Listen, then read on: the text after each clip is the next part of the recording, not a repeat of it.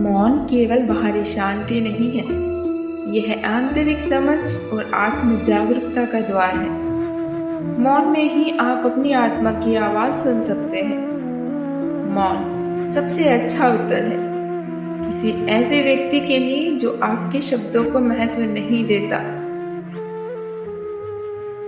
मौन को सुनना हो अगर, मौन धारण कीजिए, अपने मन की धारणा को विश्राम थोड़ा दीजिए।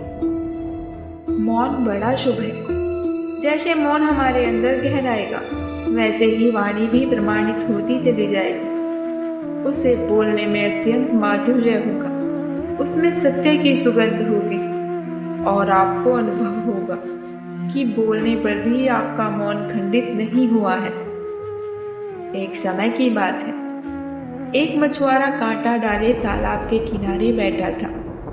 काफी समय बाद भी कोई मछली कांटे में नहीं फंसी, न ही कोई हलचल हुई।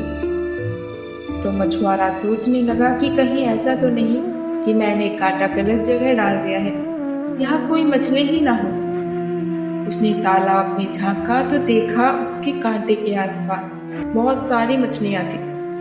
उसे बहुत आश्चर्य हुआ कि इतनी मछलियां होने के बाद भी कांटे में क्यों नहीं फंसी। एक रास्ते चलते हुए व्यक्ति ने जब यह सब देखा तो मछुआरे से कहा, लगता है भैया यहाँ पर मछली पकड़ने बहुत दिनों बाद आए हो।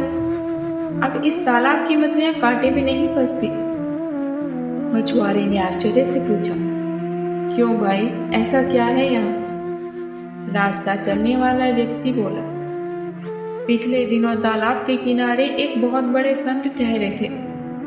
उन्होंने यहाँ मौन पर महत्व पर प्रवचन किया था। उनकी वाणी में इतना तेज था कि जब वे प्रवचन देते तो सारी मछलियां बड़े ध्यान से प्रवचन सुनती।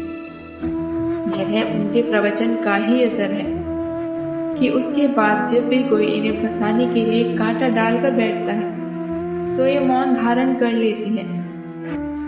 जब मछली मुंह ही नहीं खोलेंगी तो कांटे में कैसे फंसेंगी? इसलिए बेहतर यही होगा कि आप कहीं और जाकर कांटा डालो। परमात्मा ने हर इंसान को 2 आंखें, 2 कान, 2 नासिका, 2 बाहें और 2 टांगे, यानी प्रत्येक को 2-2 ही प्रदान किया है, पर जुआ एक ही दी है। क्या कारण रहा होगा? क्योंकि यह एक ही अनेकों भयंकर परिस्थितियों को पैदा करने के लिए पर्याप्त है। संत ने कितनी सही बात कही कि जब मुंह खोलोगे ही नहीं तो फंसोगे कैसे? अगर इंद्रियों पर संयम करना चाहते हो तो जिह्वा पर नियंत्रण कर लो, बाकी सब इंद्रियां स्वयं नियंत्रित रहेंगी। यह बात हमें भी अपने जीवन में उतार लेनी चाहिए। इसीलिए मौन में डुबकी लगाओ, मौन को अपने भीतर लाओ। वहां शांति का परम राज्य है, दिव्य अनुभूति की रसधारा व शक्तियों का स्रोत है, जहां सब थकान, संताप और उदासी समाप्त हो जाती है। मौन जीवन में इतनी बड़ी घटना है कि अगर एक बार घट जाए तो जीवन ही परिवर्तित हो जाए। पहले भीतर विचार और बाहर मौन होता था, और अब भीतर मौन और बाहर विचार होंगे। इसका एक बार प्रयोग करो तो सफलता का कंटीला मार्ग भी मंगलमय हो जाएगा।